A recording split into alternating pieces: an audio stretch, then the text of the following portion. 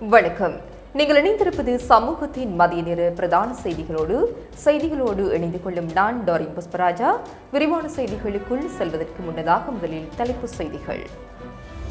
வித்தியா கொலை குற்றவாளி தீர்ப்பை வாசிக்கும் முன்பே சிறையில் சடலமாக மீட்பு. தோல்வி பயத்தால் மாகாண சபை தேர்தலை பிற்போடும் அனுர் அரசு நாமல் ராஜபக்ஷ காட்டம். அரசாங்கத்தை வீட்டுக்கு அனுப்பும் போராட்டம் கம்பகாவில் ஆரம்பம் சாமர சம்பத் பகிரங்கம். 40 நாடுகளுக்கு இலவச விசா இன்று முதல் நடைமுறை. களுவாஞ்சிக்குடி கடலில் பதற்றம், இளைஞன் மாயும், படகு கண்டுபிடிப்பு. சுவாசிப்பதற்கு சிரமப்பட்டு 4 மாத குழந்தை பலி, ஜாலில் சம்பவம். கடுங்காற்றால் பாடசாலை வகுப்பறைகள் மீது முறிந்து விழுந்த மரம். என்றும் பலத்த காற்றுடன் கனமழை தொடரும் அபாய எச்சரிக்கை. அவை எமது தலைப்பு செய்திகள். இனி தொடர்பான விரிவான செய்திகள். Fort Monkey Connect AI works for you. உலகம் முழுவதும் தமிழர்களுக்கான AI WhatsApp business connect. Business தேடுறீங்களா? வாட்ஸ்அப் போதும். எந்த நாட்டிலிருந்தும் பதிவு செய்ய தயாராயிருங்க. Coming soon. யாழ்ப்பாணம் புங்குடுதீவு மாணவி வித்தியா கொலை வழக்கில் தீர்ப்பளிக்கப்பட்டு மரண தண்டனை கைதியொருவர் இன்றைய தினம் யாழ்ப்பாணம் சிறைச்சாலைக்குள் தூக்கில் தொங்கிய நிலையில் சடலமாக மீட்கப்பட்டுள்ளார். பூபாலசிங்கம் ஜெயக்குமார் என்பவரே இவ்வாறு சடலமாக மீட்கப்பட்டுள்ளார். இதுகுறித்து மேலும் தெரிய வருகையில், குறித்த குற்றவாளிக்கு ஏற்கனவே யாழ்ப்பாணம் உச்ச நீதிமன்றத்தில் மரண தண்டனை விதிக்கப்பட்ட நிலையில் அவர்கள் தமக்கு வழங்கப்பட்ட தீர்ப்பினை மீள்பரிசீலனை செய்யுமாறு கொழும்பு நீதிமன்றத்தில் மேன்முறையீடு செய்தனர். அதன் பின்னர் கொழும்பு நீதிமன்றமும் அந்த தீர்ப்பினை உறுதி செய்தது. அதன் பின்னர் அந்த தீர்ப்பை வாசிப்பதற்காக அவர்களை யாழ்ப்பாணம் உயர்நீதிமன்றத்தில் இன்றைய தினம் முன்னிலைப்படுத்த வேண்டிய தேவை ஏற்பட்டது. அதன்படி நேற்றைய தினம் அவர்கள் யாழ்ப்பாண சிறைச்சாலைக்கு கொண்டுவரப்பட்டனர். இந்த நிலையில் குறித்த கைதி இன்று அதிகாலை தூக்கில் தொங்கிய நிலையில் சடலமாக மீட்கப்பட்டுள்ளார். இதுகுறித்து போலீசார் விசாரணைகளை மேற்கொண்டு வருகின்றனர். புங்குடுதீவு மாணவி சிவலோகநாதன் வித்தியா 2015 ஆண்டு மே மாதம் 13ஆம் தேதி கூட்டுப்பாலியல் துன்புறுத்தலுக்கு உள்ளாக்கப்பட்டு படுகொலை செய்யப்பட்டார். இந்த வழக்கில் 2017ஆம் ஆண்டு யாழ்ப்பாண மேல் நீதிமன்றம் 7 பேருக்கு மரண தண்டனை விதித்தது. அதன் பின்னர் இந்த தண்டனையை மேன்முறையீட்டு நீதிமன்றமும் மேல் நீதிமன்றமும் உறுதி செய்திருந்தமை குறிப்பிடத்தக்கது. முன்னாள் அமைச்சர் விமல் வீரவன்ச தெலங்கானா போலீஸ் நிலையத்தில் வாக்குமூலம் வழங்க ஆஜரான பின்னர் இன்று போலீசாரால் கைது செய்யப்பட்டுள்ளார். சமூக வலைதளத்தில் வெளியிட்டு பதிவு ஒன்றில் விசேட போலீஸ் குழு ஒன்றினால் தாம் கைது செய்யப்பட்டதாக விமல் வீரவன்ச தெரிவித்துள்ளார். நேற்று போலீசில் ஆஜராகாத நிலையில் இன்று தலங்கம போலீசில் முன்னிலையாகுமாறு அவருக்கு அழைப்பாணி விடுக்கப்பட்டிருந்ததாக போலீசார் முன்னதாக தெரிவித்திருந்தனர். கடந்த மே 18ஆம் தேதி தேசிய போர் வெற்றி தின நிகழ்வுக்கான ஒத்திகைகள் நடைபெற்றுக் கொண்டிருந்த வேளையில் முன்னாள் நாடாளுமன்ற உறுப்பினர் விமல் வீரவன்ச தலைமையிலான குழு ஒன்று தேசிய போர் நினைவு தூபி வளாகத்திற்குள் நுழைய முயன்றது. இதனால் போலீசாருக்கும் அந்த குழுவினருக்கும் இடையே பதற்ற நிலை ஏற்பட்டது. இந்த சம்பவத்தை அடுத்து ஒத்திகை நடவடிக்கைகளுக்கு இடையூறு விளைவித்ததுடன் அங்கு கடமையில் இருந்து அதிகாரிகளின் பணிகளில் தலையிட்டதாக கூறி விமல் வீரவன்ச உள்ளிட்ட குழுவினருக்கு எதிராக சட்ட நடவடிக்கை எடுக்கப்படும் என போலீசார் தெரிவித்திருந்தனர். இந்த நிலையில் இச்சம்பவம் தொடர்பில் வாக்குமூலம் வழங்குவதற்காக அவர் இன்று போலீஸ் நிலையத்தில் முன்னிலையானார். இதன் பின்னர் அவர் கைது செய்யப்பட்டுள்ளார். VT cash and carry VT super ஸ்டோரின் கல்யாணி அன்னபூரணி பிராண்டில் அன்றாட வாழ்க்கையின் அனைத்து பொருட்களையும் ஒரே இடத்தில் பெற்றுக்கொள்ள வீட்டி கேஷ் அண்ட் கரி பாரிஸில் லாட்சப்பல். மாகாண சபை தேர்தலை வைத்தால் படுதோல்வி அடைவது உறுதி என்பதற்காகவே அனுர் அரசு தேர்தலை தொடர்ந்து பிற்போடுகிறது. மாகாண சபை தேர்தல் இந்த ஆண்டு நடத்த முடியாது என்று தெரிவிக்க ஜேவிபியின் பொதுச் செயலாளர் டெல்வின் சில்வாவுக்கு என்ன அதிகாரம் உள்ளது என நாடாளுமன்ற உறுப்பினர் நாமல் ராஜபக்ஷ தெரிவித்தார். கொழும்பில் நேற்று நடைபெற்ற நிகழ்வொன்றின் பின்னர் ஊடகங்களுக்கு கருத்து தெரிவிக்கும் போதே அவர் மேற்கண்டவாறு குறிப்பிட்டார். 2018 மற்றும் 2019ஆம் ஆண்டு காலப்பகுதிகளில் மட்டக்களப்பு சிறையில் இருந்து பிள்ளையானை நாங்கள் சந்திக்க சென்றோம். 2015 மற்றும் 2018ஆம் ஆண்டுகளில் அவர் எமது கட்சியுடன் கூட்டணி அமைத்து தேர்தல்களில் போட்டியிட்டமையால் அவரை சந்திக்க சென்றோம். பிள்ளையானை நாங்கள் சந்திக்க சென்றமையை அறிவதற்கு குற்றப்புலனாய்வு பிரிவினர் பிரான்சுக்கு செல்ல வேண்டிய தேவையில்லை. மட்டக்களப்பு சிறைச்சாலைக்கு சென்று பதிவு புத்தகத்தை ஆராய்ந்து அதிலிருந்து தகவல்களை பெற்றுக் கொண்டிருக்கலாம். உயிர்த்த ஞாயிறு குண்டு தாக்குதல்கள் தொடர்பில் ஜனாதிபதி வழங்கிய வாக்குறுதி தோல்வியடைந்துள்ள நிலையில் தற்போது எம்மீது குற்றச்சாட்டுகளை முன்வைப்பதற்கு அரசு முயற்சிக்கிறது. குண்டு தாக்குதல்கள் குறித்து அரசு எடுக்கும் சகல விசாரணைகளுக்கும் முழுமையான ஒத்துழைப்பு வழங்குவோம். மாகாண சபை தேர்தலை வைத்தால் படுதோல்வியடைவது உறுதி என்பதற்காகவே அனுர் அரசு தேர்தலை தொடர்ந்து பிற்போடுகிறது. மாகாண சபை தேர்தலை இந்த ஆண்டு நடத்த முடியாது என்று தெரிவிக்க ஜேவிபியின் பொதுச் செயலாளர் டெல்வின் சில்வாவுக்கு என்ன அதிகாரம் உள்ளது? மாகாண சபை தேர்தலை எப்போது நடத்த வேண்டும் என்று ஜேவிபியின் கட்சி தலைமையகம் தீர்மானிக்குமாயின் சுயாதீன தேர்தல்கள் ஆணைக்குழு எதற்கு? 2029 ஆண்டு ஜனாதிபதி தேர்தலையும் இந்த அரசு நடத்துமா என்பது சந்தேகத்திற்கு இடமாக உள்ளது என்றார். ஜனாதிபதி தலைகீழாக இருந்தாலும் டாலரின் பெறுமதி அதிகரிப்பதை தடுத்து நிறுத்த முடியாது. இந்த அரசாங்கத்தை வீட்டுக்கு அனுப்பும் போராட்டத்தை கம்பகாவில் இருந்து ஆரம்பிப்போம் என ஸ்ரீலங்கா சுதந்திர கட்சியின் தேசிய அமைப்பாளரும் பாராளுமன்ற உறுப்பினருமான சாமரசம்பத் தசநாயக்க தெரிவித்தார். பொய்யையும் திருட்டையும் ஒன்றாக தோற்கடிப்போம் என்னும் தொனிப்பொருளில் கூட்டு எதிர்க்கட்சி நேற்று கம்பகா ஜாயில பிரதேசத்தில் நடத்திய மாநாட்டில் கலந்து கொண்டு உரையாற்றுகையிலேயே இவ்வாறு தெரிவித்தார். நாட்டின் பொருளாதாரம் வீழ்ச்சியடைந்து டாலரின் பெறுமதி பாரிய அளவில் அதிகரிக்கும் என நான் கடந்த பிப்ரவரி மாதத்தில் தெரிவித்திருந்தேன். அதேபோன்று எரிவாயு தட்டுப்பாடு ஏற்படும் என கடந்த மார்ச் மாதம் தெரிவித்திருந்தேன். அதேபோன்று விலை அதிகரிக்கப்பட்டுள்ளது. அதனால் டாலரின் பெறுமதி மேலும் அதிகரிக்கும். ஜனாதிபதி தலைகீழாக இருந்தாலும் அதனை தடுக்க முடியாது. ஏனெனில் இவர்களுக்கு நாட்டை நிர்வகிக்க தெரியாது. ஊழல் மோசடியை இல்லாமலாக்குவதாக தெரிவித்தே ஆட்சிக்கு வந்தார்கள். தற்போது வாகனங்களுக்கான வரி அதிகரிப்பின் மூலம் பாரிய மோசடி இடம்பெற்றிருக்கிறது. வரி அதிகரிப்பதற்கு முன்னர் ஜனாதிபதி தனக்கு தேவையானவர்களுக்கு அது தொடர்பான அனைத்து தகவல்களையும் வழங்கிவிட்டு எதுவும் தெரியாது போன்று செயல்படுகிறார். அதனாலேயே வாகனங்களுக்கான வரி அதிகரிப்பு வர்த்தமானி வெளிவருவதற்கு ஒரு நாளைக்கு முன்னர் 4000 வாகனங்களுக்கு வங்கிக் கடன் பற்றுப்பத்திரம் திறக்கப்பட்டிருந்தது. இந்த வாகனங்கள் மூலம் ஜனாதிபதி உள்ளிட்ட சிலருக்கு கமிஷன் இருக்கிறது. இதனால் நாட்டிற்கு கிடைக்க வேண்டிய பணம் பிளவத்தை கணக்கிற்கு செல்வதை இடமளிக்க முடியாது. அதனால் டாலரின் பெறுமதி மேலும் அதிகரிக்கும். அதனை தவிர்க்க முடியாது. அன்று நாடு வீழ்ச்சியடைந்த போது நாட்டை கட்டியெழுப்புவதற்காக கட்சி பேதமின்றி நாங்கள் ரணில் விக்ரமசிங்கவை ஜனாதிபதியாக்கி வீழ்ச்சியடைந்திருந்த நாட்டின் பொருளாதாரத்தை கட்டியெழுப்ப நடவடிக்கை எடுத்தோம். அன்று நாங்கள் செய்த அர்ப்பணிப்பு காரணமாக எமது தலைவர்கள் பலர் மக்களால் நிராகரிக்கப்பட்டனர். ஆனால் இன்னும் 6 மாதங்கள் செல்வதற்கு முன்னர் ரணில் விக்ரமசிங்கவை மீண்டும் கொண்டுவரும் நிலையை இருக்கிறது என தெரிவித்தார். 40 நாடுகளை சேர்ந்தவர்கள் இலங்கைக்கு சுற்றுலா மேற்கொள்வதற்கான இலவச விசா வழங்கும் நடைமுறை இன்று முதல் அமல்படுத்தப்படுவதாக குடிவரவு மற்றும் குடியகழ்வு திணைக்களம் அறிவித்துள்ளது.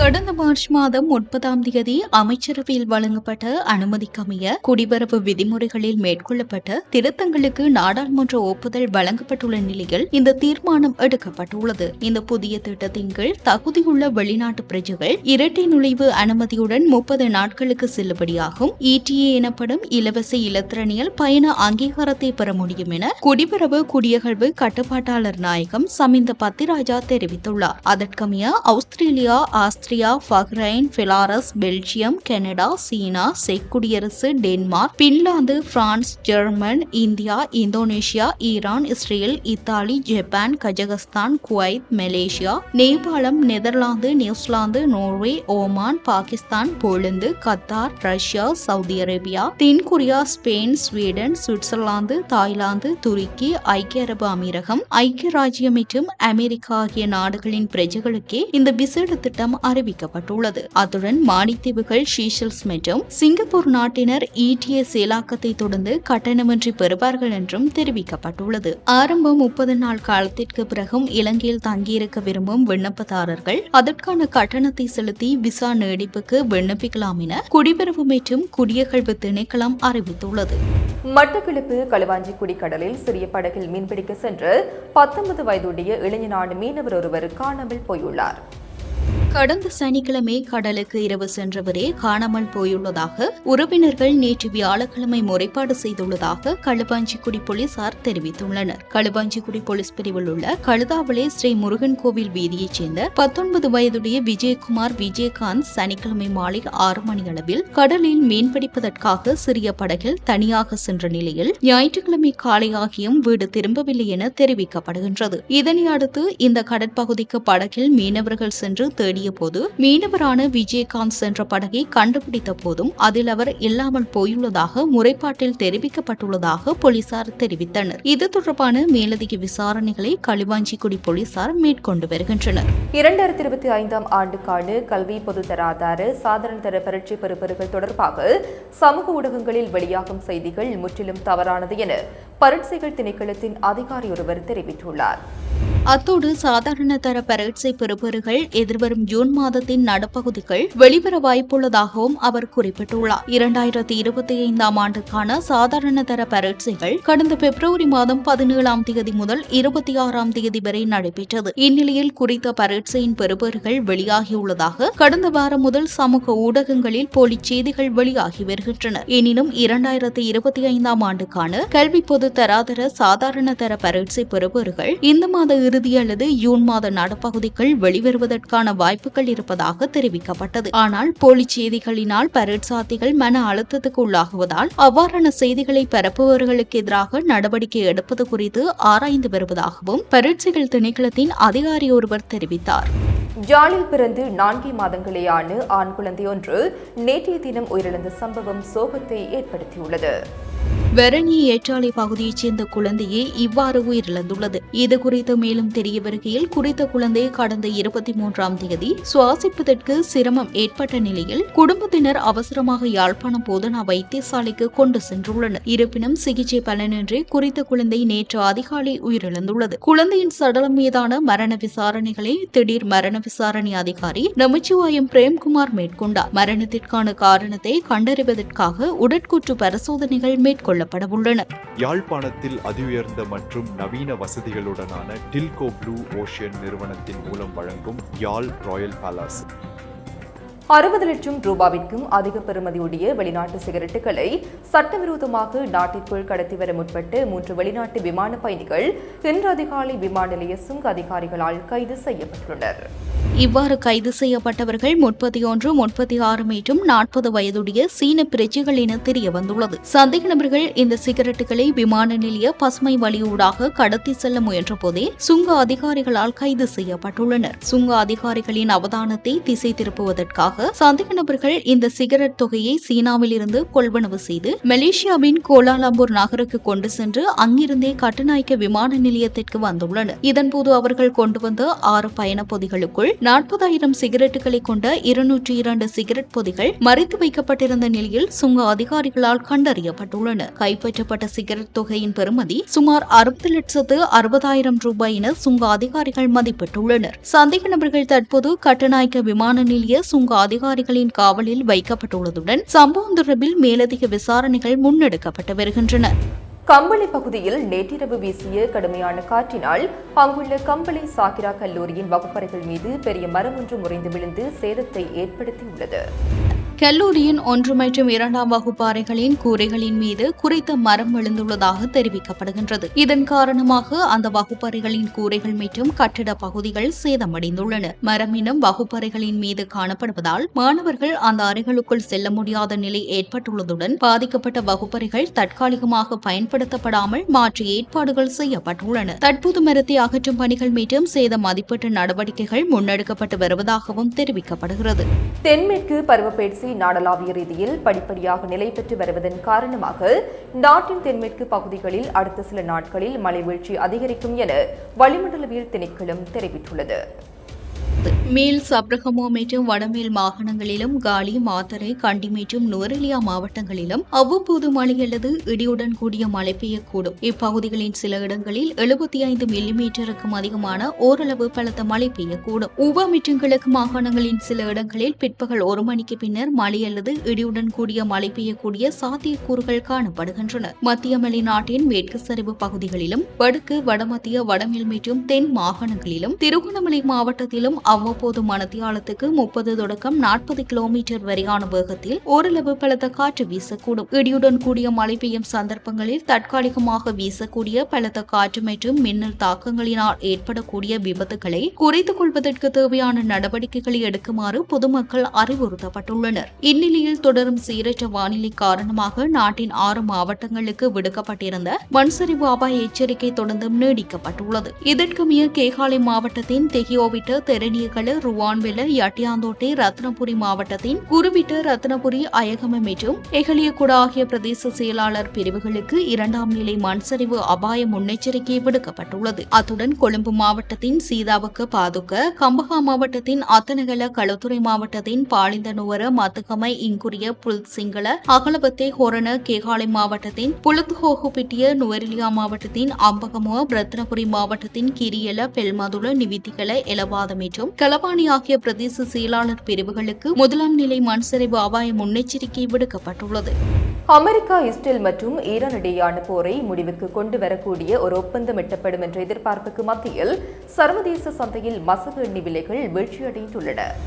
அதே நேரத்தில் ஆசிய பங்குச் சந்தைகள் உயர்வை கண்டுள்ளன. ஈரான் அரசுடன் ஒரு ஒப்பந்தம் பெருமளவில் பேசி முடிக்கப்பட்டுவிட்டது என்றும் அதன் விவரங்கள் விரைவில் அறிவிக்கப்படும் என்றும் அமெரிக்க ஜனாதிபதி டொனால்ட் ட்ரம்ப் நேற்று முன்தினம் கூறியிருந்தார். ஆனால் அதற்கு அடுத்த நாளே ஒப்பந்தத்தை அவசரப்பட்டு முடிக்க வேண்டாம் என்று தனது பேச்சுவார்த்தை குழுவை அவர் வலியுறுத்தியுள்ளார். இந்நிலையில் இன்று காலையில் ஆசிய சந்தை நிலவரப்படி பிரெஞ்ச் ரக மசகு எண்ணெய் 5% சரிந்து $98.36 அமெரிக்க சந்தையில் வர்த்தகம் மசகு எண்ணெயின் விலை 5.3% சரிந்து $91.50 காணப்பட்டது. முக்கிய கப்பல் போக்குவரத்து பாதையான ஹோர்முஸ் நீரிணையை மீண்டும் திறப்பதை இந்த ஒப்பந்தத்தில் சேர்க்கப்படும் என்று ட்ரம்ப் இதற்கு முன்னர் கூறியிருந்தார். ஆனால் அது குறித்த கூடுதல் விவரங்களை அவர் வெளியிடவில்லை. உலகின் மசகு எண்ணெய் மற்றும் திரவமாக்கப்பட்ட இயற்கை எரிவாயுவின் 1/5 பகுதி பொதுவாக கடந்து செல்லும் இந்த குறுகிய நீர்வழிப்பாதை கடந்த பிப்ரவரி 28 அன்று மோதல் தொடங்கியதிலிருந்து மூடப்பட்டுள்ளது. ஹோர்முஸ் நீரிணை விரைவில் திறக்கப்படும் என்ற நம்பிக்கையில் பல நாடுகளின் பங்குச்சந்தை உயர்ந்துள்ளமை குறிப்பிடத்தக்கது.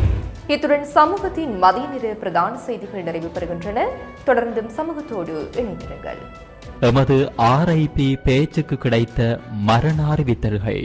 யாழ்ப்பாணம் மல்லாகத்தை பிறப்பிடமாகவும் கனடா ஸ்காப்ரோவை வதிவிடமாகவும் கொண்டிருந்த செல்வன் கிருபாகரன் லதுர்ஷன் அவர்கள் 23/5/2026 சனிக்கிழமை அன்று அகால மரணமடைந்தார். யாழ்ப்பாணம் கொக்குவிலை பிறப்பிடமாகவும் கனடா அட்ஜெக்ஸை வதிவிடமாகவும் கொண்டிருந்த திருமதி ரஜினி ராஜமாணிக்கம் அவர்கள் 23/5/2026 சனிக்கிழமை அன்று காலமானார்.